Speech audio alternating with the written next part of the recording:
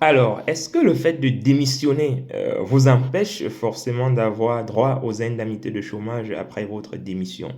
Voilà une question qui est posée très souvent par de nombreux salariés qui déposent leur démission au sein de l'entreprise. Voilà. Et nous allons essayer d'apporter des éléments de réponse dans le cadre de cette vidéo. Mais avant d'entrer dans le vif, avant d'entrer dans le fond du sujet pour trancher, je vous invite, chers amis, à vous abonner à cette chaîne, à partager et surtout à liker.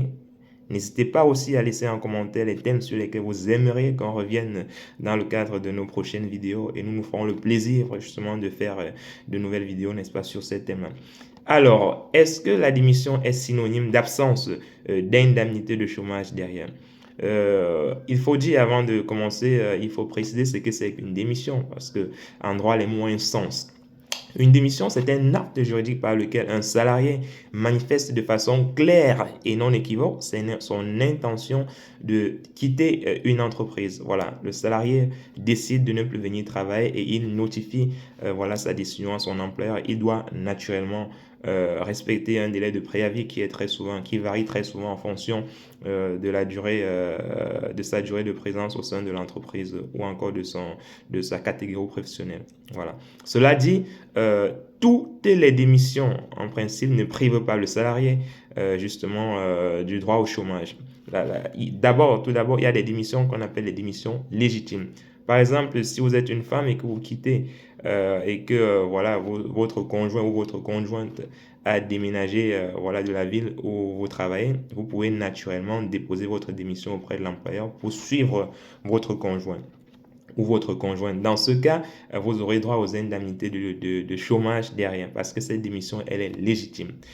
Une autre raison ou une autre démission qui vous donnera au chômage, c'est celle qui est liée justement à une salariée qui est violent, qui est victime de violence conjugale. Donc, si vous êtes une femme et que vous travaillez au sein d'une entreprise et vous êtes violenté régulièrement par votre conjoint, vous pouvez démissionner justement peut-être parce que vous souhaitez quitter la ville dans laquelle vous vivez. Vous pouvez démissionner justement pour trouver un autre travail ailleurs. Ça s'appelle une démission légitime. Et dans ce cas, vous avez droit aux indemnités de chômage.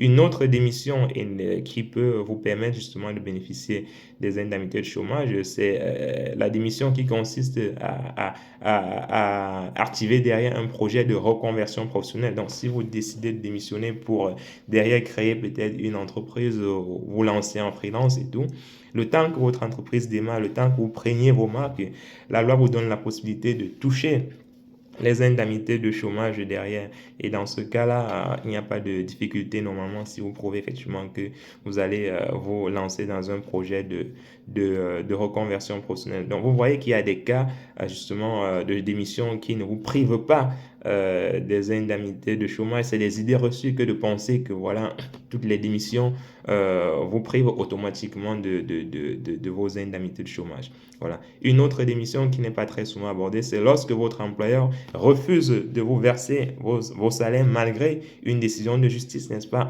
intervenue dans ce cas en votre faveur.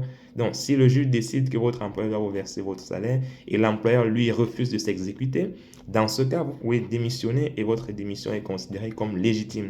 Et dans ce cas-là, vous pouvez bénéficier des indemnités de chômage. Donc, je crois que c'est clair pour vous, les amis. Il y en a d'autres cas, hein. Vous pouvez vérifier dans le Code du travail ou encore dans la jurisprudence, mais je n'ai cité là que des cas les plus usités en droit du travail. Donc, il y en a d'autres. Vous pouvez faire vos propres recherches sur Google sur